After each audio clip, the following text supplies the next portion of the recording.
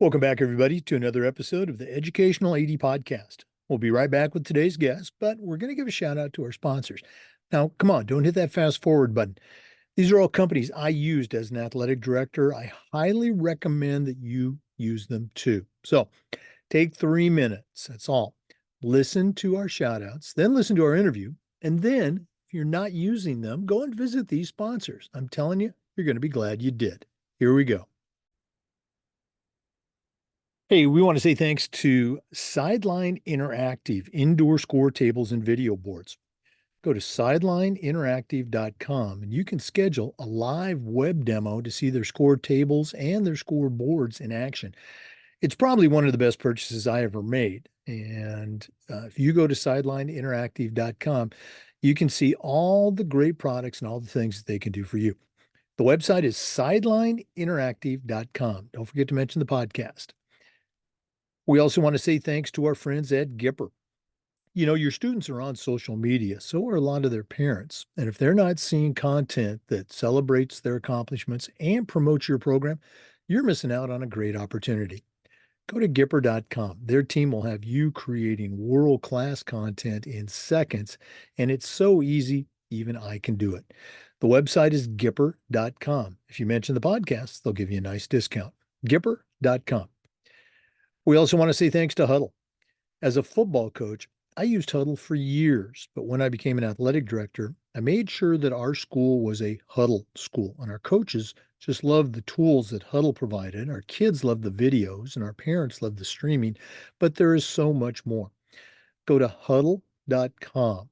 Turn your school into a Huddle school. We'd like to thank Vital Signs Wall of Fame. If you're looking for a really cool way to display your school record boards for all the teams, for all the events, or to show off your school's Hall of Fame, go to Vital Signs Wall of Fame and take a look at their interactive touchscreen video consoles. It's also a great way to share your school's unique history and brag a little bit about your proudest moments. The website is vitalsignswalloffame.com. Once again, mention the podcast for a nice discount. vitalsignswalloffame.com. We'd like to thank Hometown Ticketing. Hometown's the leading digital ticketing provider to schools and colleges. And whether it's more support, more security, or more customization, the Hometown team will help you make the best online ticketing solution. That's hometownticketing.com. We'd like to thank Ohio University and their online masters in athletic administration. Now, I didn't get my master's from Ohio University, but my assistant athletic director did, and it was a great experience. It's incredibly affordable, only 20 months, completely online, and you can join the thousands who have earned their master's degree in athletic administration. You're also going to be completing 11 NIAAA leadership training courses at no extra charge. Go to ohio.edu/info/MAA, the Ohio University Online Masters in Athletic Administration. We want to say thanks to Home Campus. Home Campus is a platform that you're going to use every single day, whether it's for scheduling, rosters, scores, communication. Their athletic eligibility and student clearance platform alone is worth the price. Go to homecampus.com to get started. That's it, homecampus.com. We want to say thanks to Snap Raise. Have you ever spent weeks and weeks with a fundraiser and been disappointed in the results? Those days are over. Go to snapraise.com. They're the #1 online fundraising platform. We used it at our school with great success. Our coaches loved it. Our parents loved it because it works. Go to snapraise.com. You can check out their other great platforms, but if you're looking for a fundraiser, you just found it. Go to snapraise.com. And we'd like to thank Athletic Surveys by LifeTrack. Athletic directors already get feedback, but a lot of times it's from a very small group that just wants to complain. Athletic Surveys will connect you to that group, but they're also going to connect you to the 98% of your stakeholders that support your program. And having that data is incredibly valuable, especially when you're meeting with that frustrated parent or student athlete, or maybe your principal, or even your school board. Go to athleticsurveys.com. They're going to create a custom survey that lets you take the pulse of everybody in your program. That's athleticsurveys.com. Welcome back, everybody, to another episode of the Educational AD Podcast. It's a back to college episode, and we're going to Dordt University, and that's in Iowa. We're going to be visiting with their director of athletics, Dr. Darin Keizer. Has a tremendous background in athletics, both at the high school and the college level, and we're excited to have him on the program to share a little bit about his journey and about the Dordt University Defender program. So, Dr. Keizer, welcome to the Educational AD Podcast. Yeah, thanks, Jake, for having me on this podcast. I'm looking forward to it. Well, again, it's a busy time for our listeners. We're recording this on October 8th. Just for context, here in Florida, we're about 2 days away from the latest hurricane, so everything's good for now. Darin, we always like to let our listeners have a chance to get to know our guests. So give us your life story in 2 minutes, where you were born, where you grew up. Maybe you can just take us up through your own college days, and then we'll take a break. But what's the Darin Keizer origin story? Yeah. Yeah, well, I haven't gone too far. I've moved away and come back, but I grew up around this area, Hall, Iowa. Went to grade school, high school, Western Christian High School. Many in the Iowa world are familiar with Western Christian. And then I attended Dordt college at the time for 4 years. And so I was a student athlete here, played both basketball and soccer at Dordt, taught overseas for a year, and then came back as a grad assistant coach in the women's basketball program for 2 years. Yeah. Oh, I was just going to say, we're going to get into your career in our next segment, Yeah. but I want to go back to, those high school days. Now, I have some acquaintances that I've made over the years that are from Iowa, and they talk about certain high schools and basketball rivalries and things like that. So we won't name any names, but I see you smiling, what's your memories of those high school days and competing at your high school?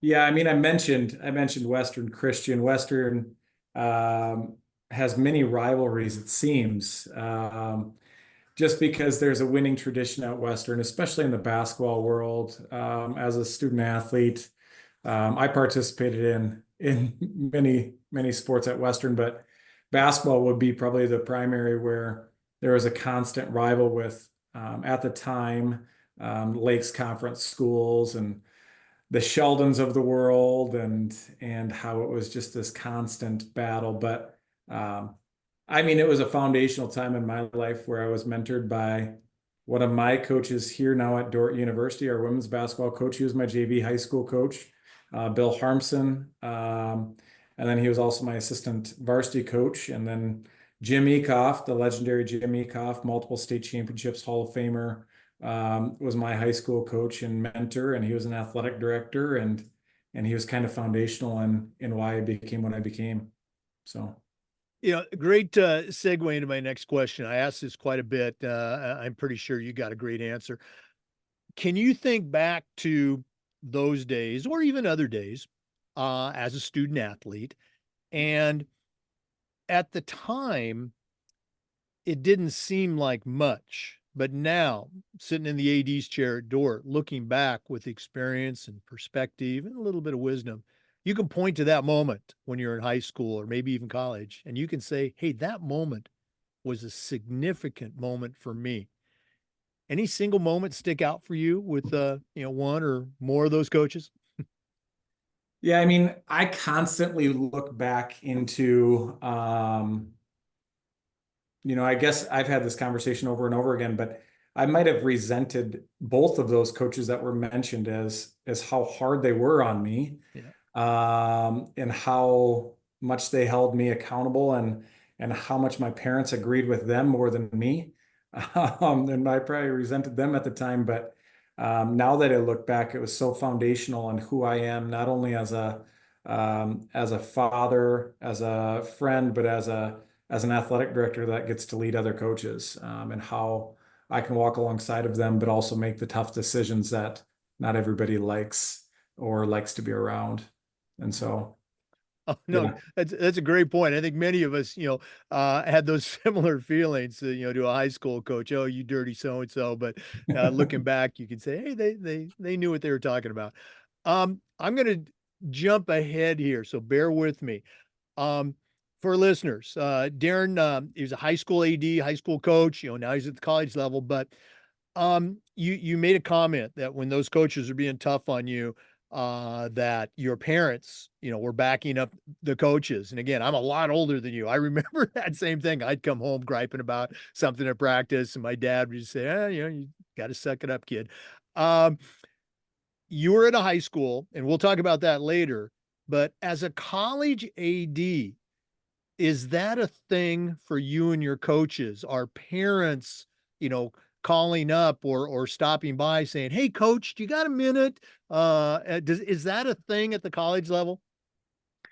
Not nearly as much. You obviously have, now that you are working with adults, you have that workaround to say, "Hey, I need to have this conversation with your son or daughter," and so you do have that barrier of protection at the college level. But being in a small community, everybody kind of has their hand in the world of athletics, and so if you're going to the local grocery store, if you're at the gas station, you're probably going to run into a parent of one of our athletes, being at the side on the sidelines, or even attending church on Sunday morning. You're probably going to run into those conversations just a little bit more organically. But overall, when you think about the input of a parent, it's way less at the college level than what it is at the high school.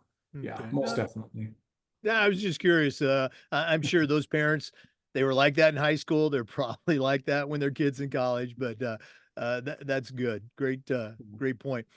Let's go back to you. You grew up in Iowa, Iowa kid. You went to Dordt.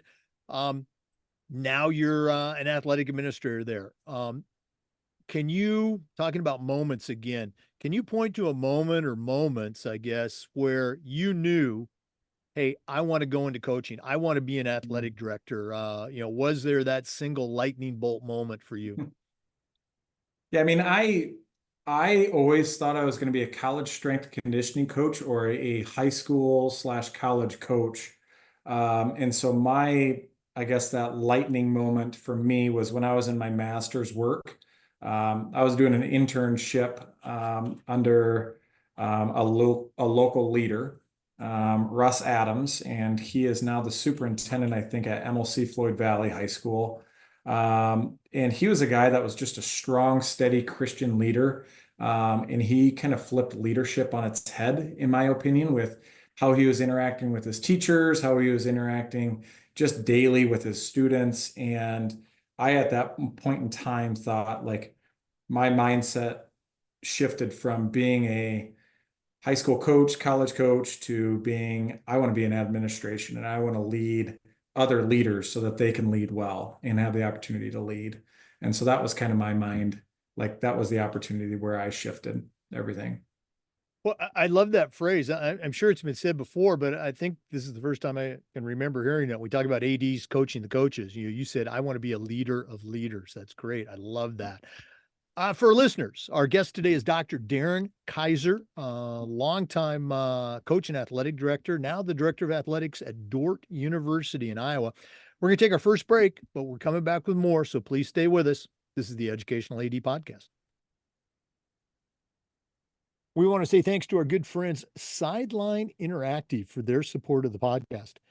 Go to sidelineinteractive.com and you can schedule a live web demo to see their indoor score tables and their scoreboards in action. It's probably one of the best purchases I ever made as an athletic director was our Sideline Interactive indoor score table. Go to sidelineinteractive.com. Schedule that live web demo today. We also want to thank our good friends at Gipper. Go to Gipper.com. Their team will have you creating world-class marketing content for your school's social media channel. Your student athletes and a lot of their parents are on social media. And if they're not seeing content that celebrates their accomplishments, and promotes your program, you're missing out on a great opportunity. Go to Gipper.com. Mention the podcast. You'll get a nice discount. That's Gipper.com. Welcome back, everybody, to the Educational AD Podcast. Once again, our guest is Dr. Darin Keizer, the Director of Athletics at Dordt University. Darin, you kind of took us up through your college days, even mentioned your master's program. Share a little bit about the journey that you took post-college that has now brought you to Dordt University. Yeah, so kind of turning back off of the college route. After college, I taught overseas, wanted to adventure a little bit. Was a K-8 PE teacher, athletic director overseas, and coach. Came back, did my master's work as a grad assistant at Dordt University, and was part of the women's basketball program. And then after I graduated from Dordt in my master's work, I was a athletic director at a small school in Iowa for a year. I was also the men's basketball coach at the high school world. And then I took an athletic director job and a girls basketball coaching job in the Twin Cities at a 9 through 12 high school. I was there for 10 years. And then throughout that time, I was a women's basketball coach, and then I kind of relieved myself of my duties. And then I put myself in as the men's soccer coach for the last 3 years of my time at Southwest Christian High School in the Twin Cities. So, I've done a little bit of research in your background. Share with our listeners the environment there at Southwest Christian. The size of school, the community, et cetera. That really gives some good context for what we're going to talk about next. yeah, so it was kind of interesting. When I started off at Southwest Christian, it was a school, Southwest Metro, right around 220 students. So it was very small, community feel. And over my 10 years, it grew up to about 525 students. So we over doubled in size over my 10 years. Community feel was still the same. It's a 912 high school where athletics was not necessarily a priority, but it was an opportunity for students to pursue their passion in sports. And so it wasn't a win at all cost environment. It was just a place where kids could be a part of something that was bigger than themselves. And so, yeah. Having spent most of my teaching career, particularly the last 20 years or so at private faith-based schools, um, I think most schools, whether there's 100 kids in the high school or 800 kids in the high school, I think most schools want to see some growth. That school with 100, they want to be 120, 130. School with 500, they want to be 530, 550. You guys doubled in size over that period. Can you put your finger on a couple of things? And I'm sure it was multidimensional. How are you able to get that growth? What were some things that maybe our listeners can put in their toolbox, if you will? I mean, anytime that you have the right leaders in place, and I'm not talking about me, I'm talking about our head of school. When he had a vision for it, our board had a vision that supported it, and then he allowed his leaders to lead. And so, his hiring, as I look back and I think about who he hired, not only as teachers, but as admissions counselors and dean of students and dean of faculty, like those people all fit into the puzzle so well. And it was all people that were aiming towards the same target that we were going towards. And so I think anytime that you know your mission, you know your vision, and you know where you're going, and you find the right people that are willing to do that, I think you're always going to find momentum. And so when we started hiring right fit coaches, we knew that our momentum was going in the right way because kids were wanting to be part of those programs because the momentum was going in the right direction. And so, yeah, so it's just the gaining of momentum that we saw as that vision was lived out. And so you saw more people wanting to engage in our extracurriculars. You saw more people wanting to engage in our programming. And then the byproduct of it was that we started winning more and we started advancing in our educational programming, and the opportunities came for more curriculum to be added into our school. And so all of those things that are mentioned just became this circle or snowball that just kept building on. And that's how we doubled. So, yeah. Boy, that is just so cool. Regular listeners, they've heard me say this many times before. I am a huge Good to Great fan. If you haven't read Good to Great, it's gosh, it's over 20 years old, but it's still a tremendous leadership book. Jim Collins is the author. And the things that you just shared about your school, well, first of all, have you read Good to Great? Did your boss share that at all with the staff? He actually didn't. I've read it and it was a long time ago. And I remember it being a really good book. Maybe it just had that big of an impact on me that I'm sharing it out loud today. Well, just real quickly, what's the difference between companies or organizations, schools, if you will, that are good and those that are truly great, and then they sustain that greatness for year after year after year after year? You know, programs like that. Well, Jim Collins and his team did some research, and long story short, there were 5 components that these great companies had that nobody else, none of the good companies had. One was tremendous leadership. You talked about, your superintendents, your principals. Another one was he called getting the right people on the bus. You talked about hiring teachers and coaches. Another one was having a clear vision and mission and sticking to that, not getting distracted. It's a long-term process. It's not an overnight fix. You talked about building momentum and then sustaining that momentum, which I think is number 5. But as you were explaining that, I could just see page after page coming out of Good to Great. And I think at some of our schools we used those principles as well. Great stuff. Darin, we're going to do this at the end of the podcast, but I want to do it now. If one of our listeners wants to reach out and pick your brain a little bit, find out, hey, how did you make those principles work? Or, the things you're doing at Dordt, which we're going to get into in our next segment. What's the best way that they can get a hold of Darin Keizer? Yeah, I mean, they can email me, message me on LinkedIn. My email is my name, darin.keizer@dort.edu. And I'd be happy to connect them. And once they connect with me, I'd be happy to set up a Zoom meeting or an in-person meeting just to brainstorm. But I always love doing that. Okay. Well, we're going to take another break. I know that's shocking for our regular listeners, but when we come back, we're going to let Darin tell us how he ended up at Dordt and all the great things that he's doing with their athletic department. So please stay with us. This is the Educational AD Podcast. We want to thank our good friends at Huddle for their support of the podcast.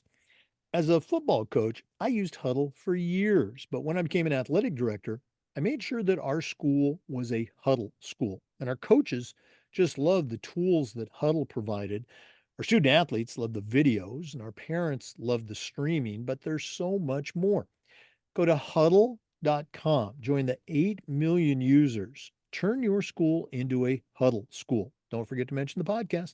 That's huddle.com. We also want to say thanks to Vital Signs Wall of Fame.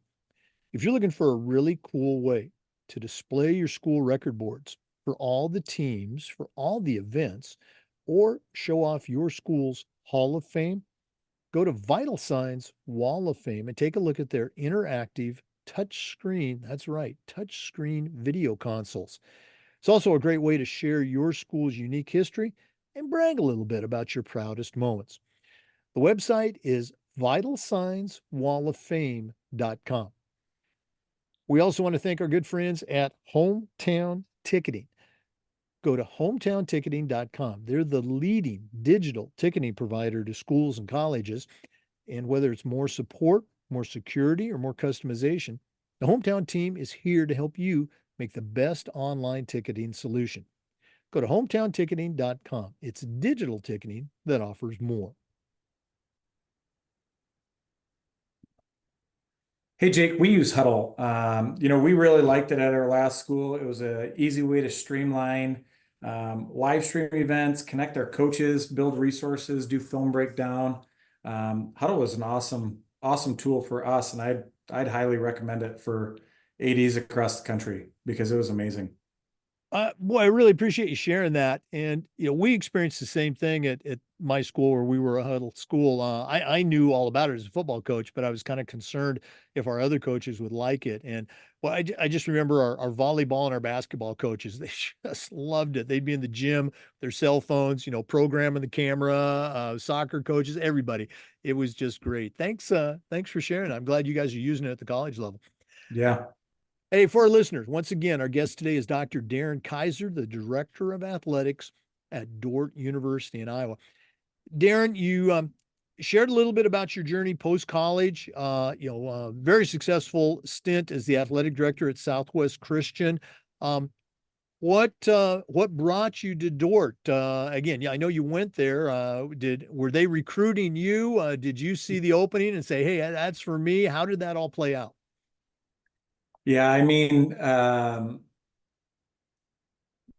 would say 10 to 15 years ago, I used to say Dordt was my dream job. So when people were asking me, they were like, "What's your dream job?" And it was like, Dordt College is my dream job. I want to go to Dordt. And then, um, I hopped from the college back into the high school world, and then I really didn't think about it. And then I just had mentors along the way. One actually being President Hoekstra at Dordt University, where he encouraged me to get my doctorate. He would talk with me about college job openings, about what school was in good shape, who's increasing enrollment, what's a good job, and in the presidents that he knew, and he's been walking alongside of me for probably the last 7 years on a regular basis. And so when he approached me about the job, my wife and I, we were both kind of hesitant because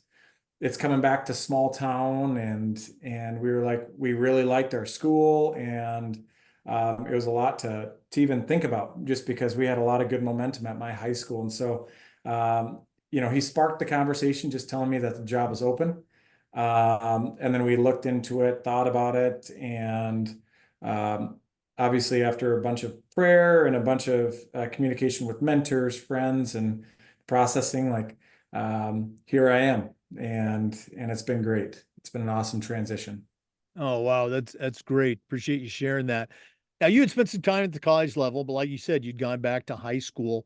Um, how was that? I guess number one, coming back home, but now you're at let's say the big time. What was kind of going through your mind those first 90 days? I mean, honestly, like the leader prior to me set Dort up in an incredible way. And so I think my first couple weeks were, can I even do this job as well as he did? And so there was a little bit of hesitancy in my leadership where I was starting to question, like, can I do this, and am I ready for this? But then as I continued to have conversations and went into it, I knew that I was supposed to be here.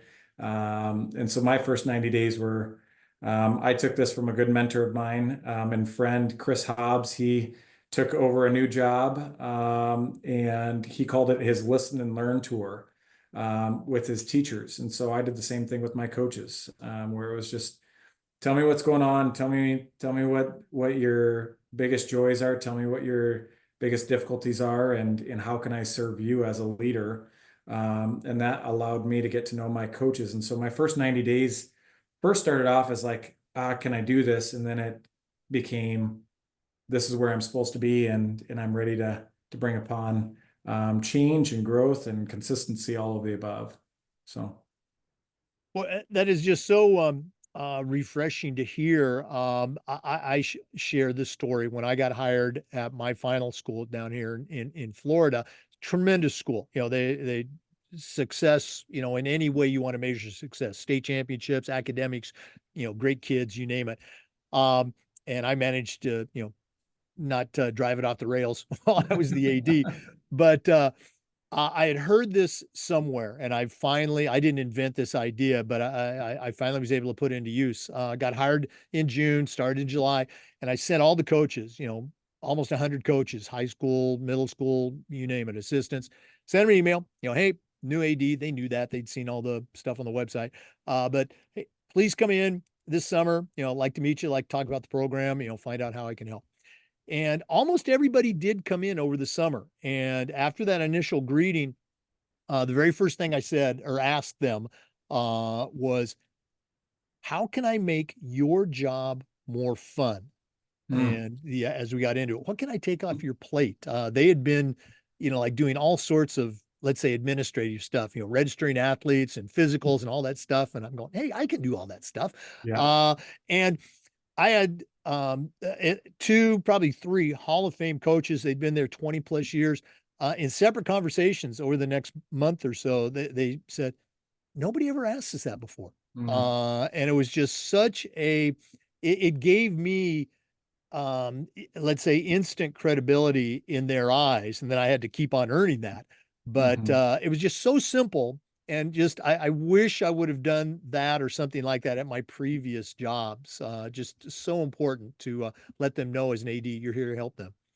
Yeah. Yeah. I mean, I think I think just in athletics in general, anytime you can serve your coaches and take work off their plate or take pressures off their plate, I think they immediately are going to buy into your leadership. And so um, it wasn't my words; it came from Chris Hobbs, and so I took it and ran with it, and it helped me lead more comfortably, which was great.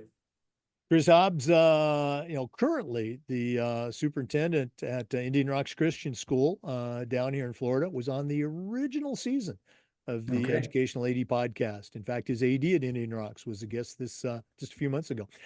Um, Darin, I ask this question a lot, but it's going to be more laser focused for you. Going into becoming an AD for the first time, there's that expression, you don't know what you don't know. Now, you'd been an AD previously, but, and you were also a student at Dordt. Um, what was something you found out, if anything, that when you came to Dordt now as the AD, that you didn't know that you didn't know it? I mean, a lot, and I'm still figuring it out, right? College and high school, while they function similarly in certain avenues or tracks, like college is just different.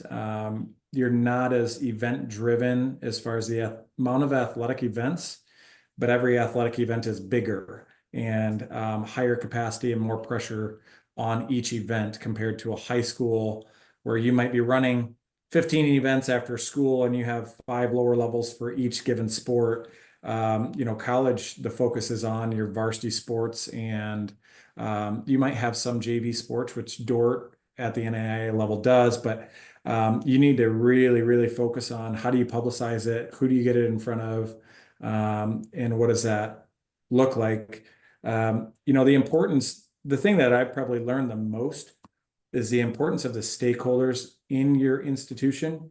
And so when I was a student here, we never had a welcome ceremony for being an athlete. We never had like a parent luncheon. We didn't have any of these things. And now when I came in, the amount of sheer speaking engagements that I have just in front of parent groups and students, because it's so important to get in front of them. And so, I told all of my coaches, like, I want you to schedule a time with me to get in front of your teams, whether it's an ice cream social, a devotional, or just to get to know you. We do parent luncheons when all of our teams come on campus. We welcome those families and their student athletes. And so we do one large luncheon with each group. And so, just the amount of sheer speaking engagements and the amount of things that I need to get in front of our community, even more than what a high school AD is required, was a shock to me. Yeah, boy, as you're explaining that, again, a great visual, high school, compared to college, there's fewer events at college, but those events are bigger. And I can see that is definitely true. Great stuff. And I love the connection that you made now with your coaches, about getting in front of their students, getting in front of the students, moms and dads. That's Mhm. important. Great stuff. One more time for our listeners. Our guest today is Darin Keizer. He's the director of athletics at Dordt University. We're going to take a break, but we are going to come back with some best practices. So please stay with us. This is the Educational AD Podcast. We'd like to thank Ohio University and their online masters in athletic administration. Now, I didn't get my master's from Ohio University, but my assistant athletic director did, along with thousands of others. And it was a great experience. It's very affordable, just 20 months, totally online. And while you're completing your master's, you're also completing 11 NIAAA leadership training courses at no extra charge. To get more information, just go to ohio.edu/info/MAA, the Ohio University Online Masters in Athletic Administration. We'd like to say thank you to Home Campus.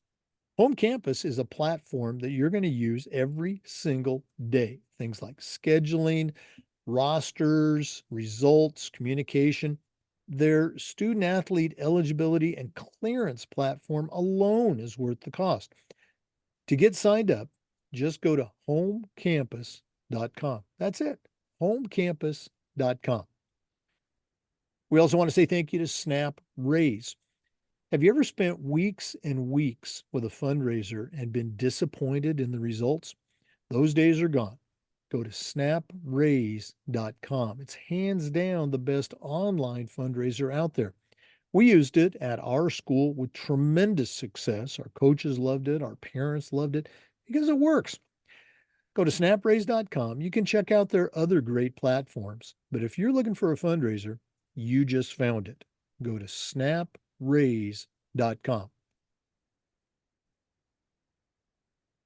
Welcome back, everybody, to the Educational AD Podcast. Darin, one of the things that we try to do with this podcast is the idea of sharing best practices. Now, you've already shared a ton, but um, what are some things about Dordt, the university, the athletic department, that you are really proud of that you would want to share with our listeners as best practices?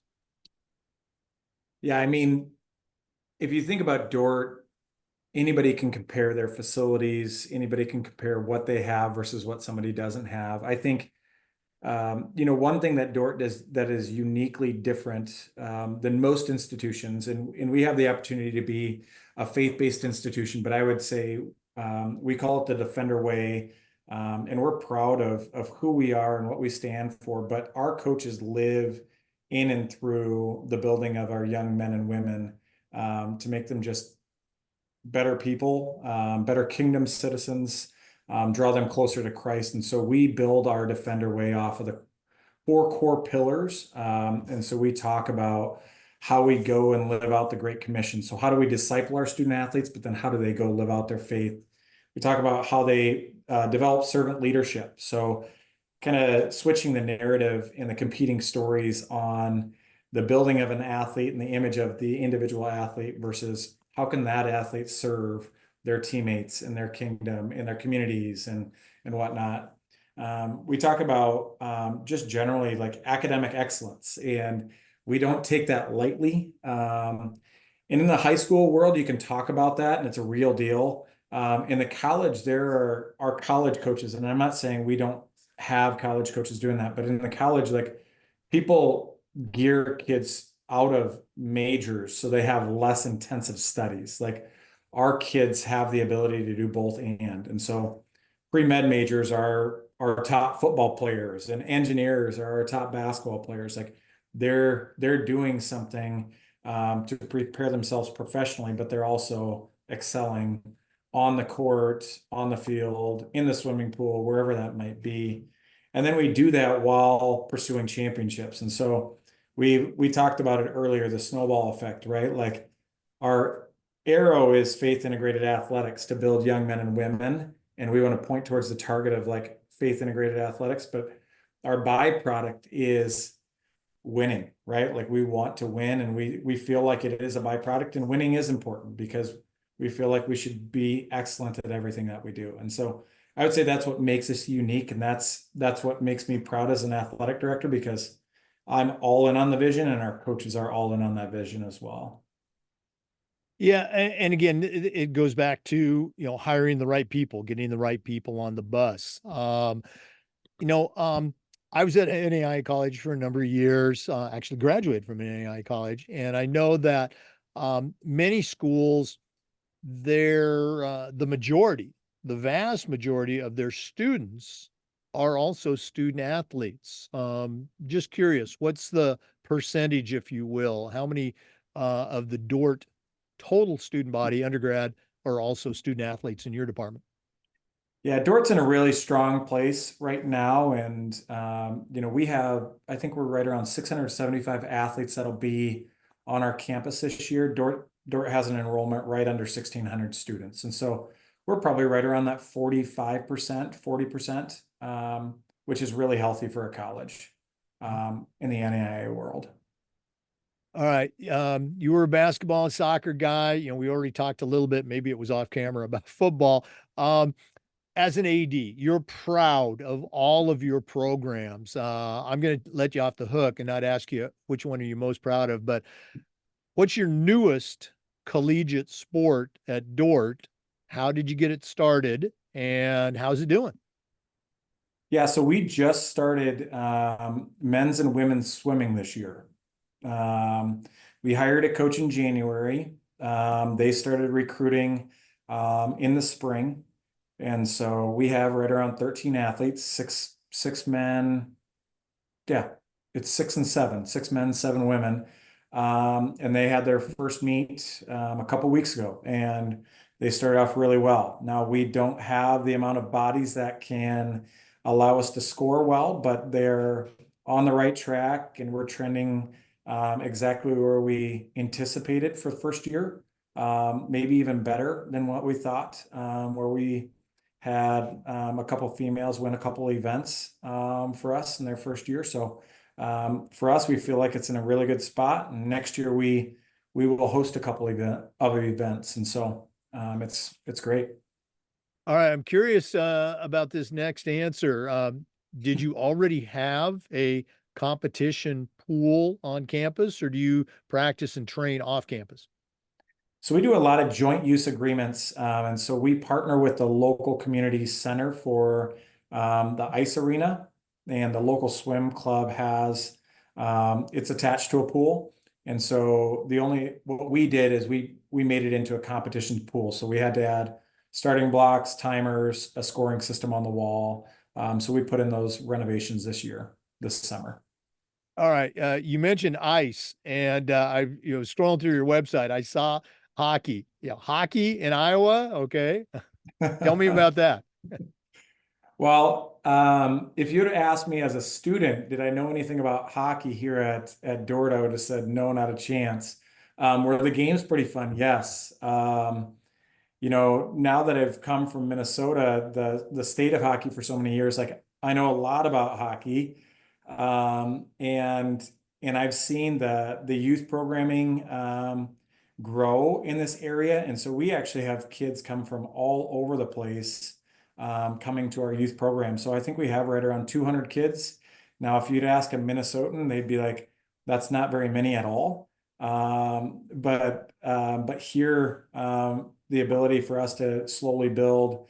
Now we actually have local kids in our collegiate program, which has been great to see. That Oh wasn't yeah, that that wasn't happening when I was a student. that is cool. Okay, any faculty varsity hockey scrimmages yet, or are you guys staying away from that? We'll probably stay away from that. But I would like to see President Hoekstra on skates. That'd be quite fun. Hey, maybe have a pep rally in the ice arena. Yeah. Well, Darin, this has been so cool. Spending some time with you, hearing about your journey and your program, but we're not done yet. We always wrap up with the athletic director's toolbox. Now, you certainly know your way around the world of athletics, but we're going to take our final break, hear from Athletic Surveys, who sponsored this particular segment. When we come back, I'm going to challenge you to send out a brand new athletic director on their very first job. But I'm only going to let you put three things in the toolbox.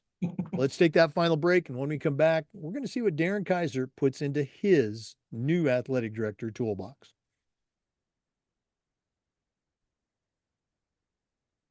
We want to thank Athletic Surveys for sponsoring the AD Toolbox segment. Athletic directors already get feedback, but a lot of times it's from a very small group that just wants to complain. Athletic Surveys will connect you to that group, but they're also going to connect you to the 98% that supports your program.